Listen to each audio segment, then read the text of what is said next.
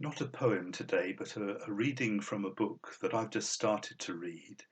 I first came across this book when I was taking communion to an older gentleman here in the town, and he showed me this book, and I thought I must have that sometime. And I was able to get it with a book token from one of the children. It's called Dear Life by Rachel Clarke, who's a palliative medicine doctor. And this is the opening of her prologue to this book. Two men enter an empty studio. They sit down and talk at length over a bottle of white wine, finally departing before drugs lay claim to the eloquence of one of them. Wreathed in smoke, a cigarette permanently clenched in one arthritic hand, the acclaimed British screenwriter and dramatist Dennis Potter has been told the month before that he is dying. The hip flask he sets down on the table beside the wine contains not whiskey, but morphine.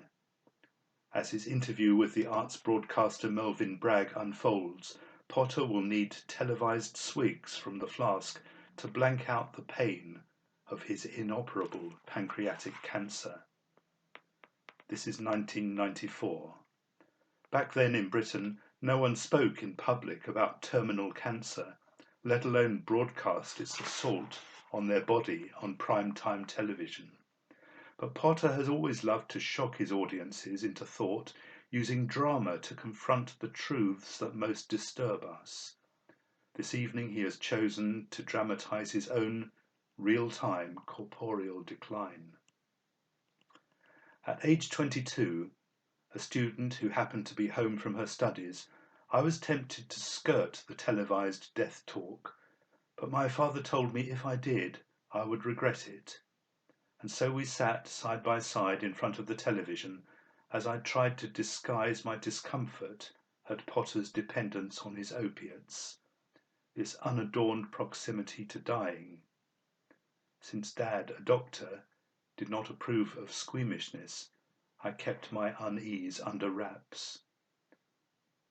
We were watching, it turned out, Potter's last public words. 2 months later he was dead.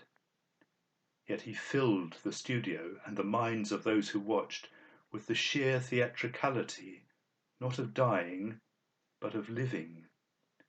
Death's imminence, its claim on his future, had given Potter license to live like a child in the present. Every second sang. The only thing you know for sure is the present tense, and that nowness becomes so vivid that, almost in a perverse sort of way, I'm almost serene, he said, the paradox prompting a lopsided grin. You know, I can celebrate life. Last week, looking at the blossom through the window when I'm writing, I see it is the whitest, frothiest, blossomest blossom that there ever could be, and I can see it. Things are both more trivial than they ever were and more important than they ever were. And the difference between the trivial and the importance doesn't seem to matter.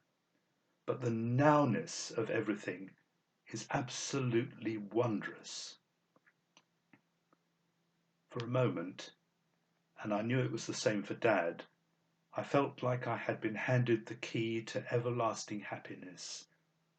Experience the world with the heightened intensity of a child. Inhabit now, not tomorrow, or a sad trail of yesterdays. Seize it. Live the moment like it's your last. Needless to say, the humdrum anxieties of everyday existence soon blotted any nowness from my mind. As Potter himself put it so beautifully, we're the one animal that knows that we're going to die, and yet we carry on paying our mortgages, doing our jobs, moving about, behaving as though there's eternity. Rachel Clarke's Dear Life. Worth a read.